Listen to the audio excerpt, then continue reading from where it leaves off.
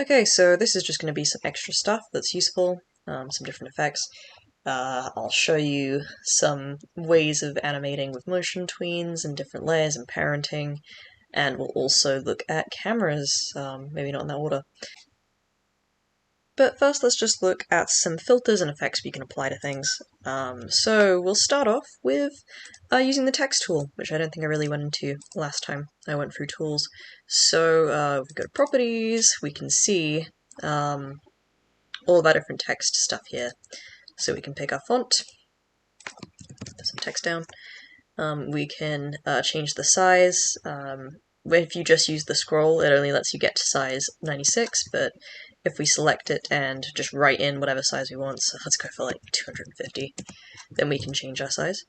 We can change our fill color. That's just the color of the text, really. The opacity of it, or alpha as it's called in Animate. So here we go. We've got our text. Now, it animates just like any object. If we converted it to a symbol, or if we made a motion tween, we could move it back and forth. I'm going to show you how to animate something with filters. So we've got filters down here, which will naturally appear on an object layer like text. We can add them here. We've got different types. I'll show you blur. So we're adding a blur effect. You can see it's already kind of blurring a bit. I'll reduce it down to 0, and then I'll reduce it up. Woo, it's blurring. Turn up the quality a little bit, so when it blurs, you can really tell what is blurring a little bit before it goes. Right click, create motion tween, and then back onto object, we can increase that blur, and then watch as it magically blurs. This will work for any of the filters, and I'll give you a show on that, but first, let's just give you an example of how we can maybe make text a little bit more animatable and more editable. So we'll do the same thing we did last time, type it in, but this time I'm going to break these letters apart so I can edit each of them differently. So we can do that by just going to break apart here, or Control B, and you'll see we've broken it apart. Though you'll see that it's actually, even though we've broken it, still counting it as a piece of text, since we can highlight it and change it to whatever we want. So if you want to make these really editable, what we can do is select them and then hit break apart again, and we'll actually be able to go in and edit the paths on these guys. For what I'm going to do with the filters, just the first amount is enough. Just undid that.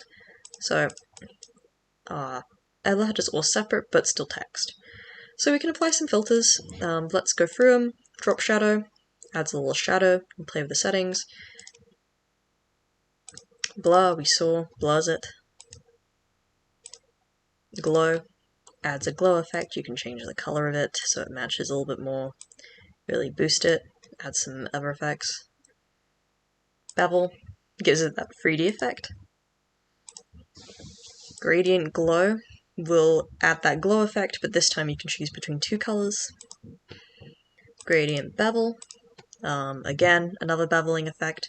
Choose it to be inner or outer, again, using different colors if you want. And finally, adjust color, which will allow you to shift the hue and brightness of whatever you're working with.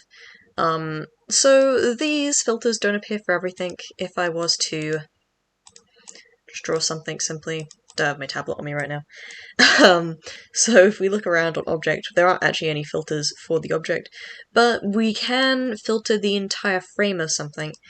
So if your object is on a frame like this, by itself, or on a different layer, you can add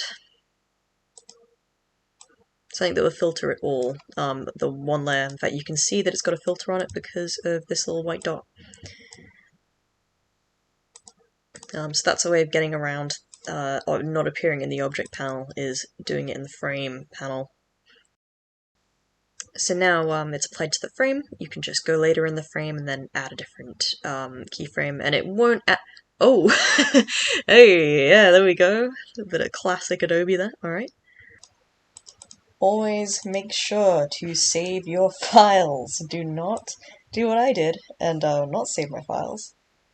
Luckily, of course, we got the autosave. But yeah, Animate will crash. This is a warning. Okay, so we're back. We had a kind of weird autosave before we did any of the filtering.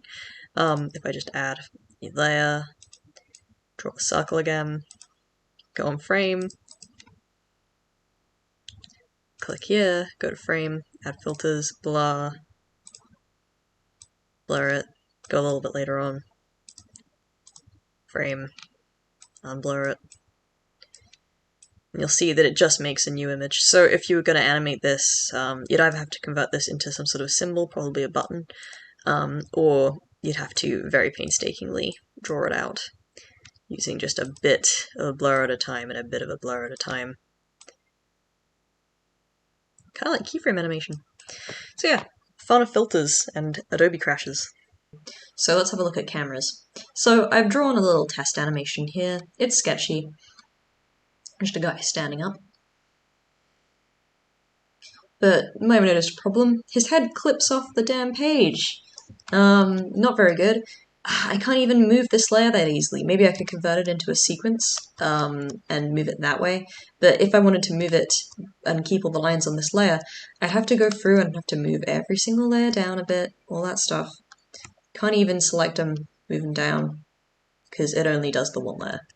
So how can we solve it? How can we move this? How can we do anything with this? Well, all's not lost, because we're going to bring in a camera. Now, I've got my camera here, but you might have to go onto the toolbars, grab this guy, move him in. If I hit the camera button, I'll get a new layer called camera. And this basically puts a camera into our stage that we can move around. So let's move it. Play it. Great. It will affect everything on a page, so if I have another layer and maybe we put like a box on this side of the screen. Move the camera again. Every layer is going to be affected.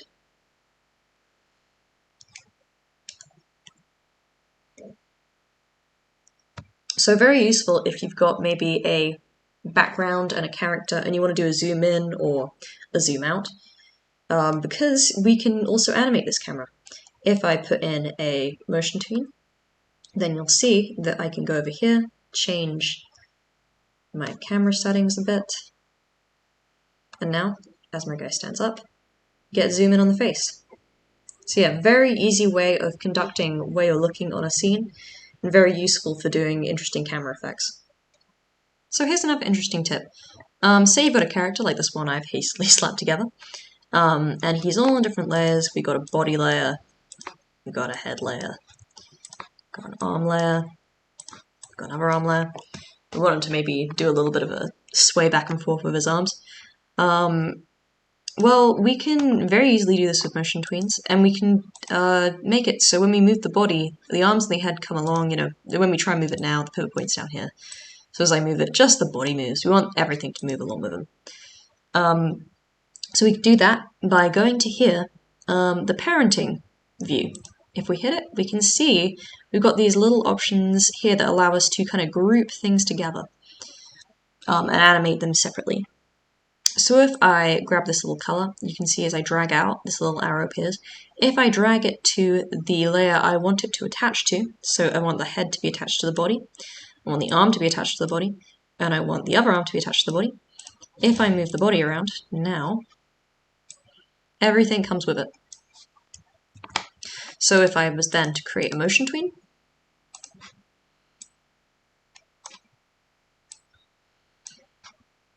everything's going with, and we can even get the head, move it separately, so it has that goes for the motion tween. We'll create another motion tween. We can look up, and then we can move the arms in place too.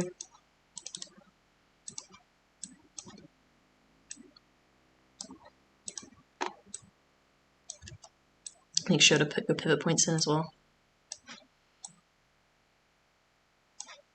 So now if we play it, we've got an animation that everything's on different layers and they all move together. Great. Remember, since you'll have to convert these to symbols for you to be able to motion tween them, the head's all in one symbol. So if I wanted to, I could add in some facial expression changes, and it wouldn't even affect what was going on in the upper layer.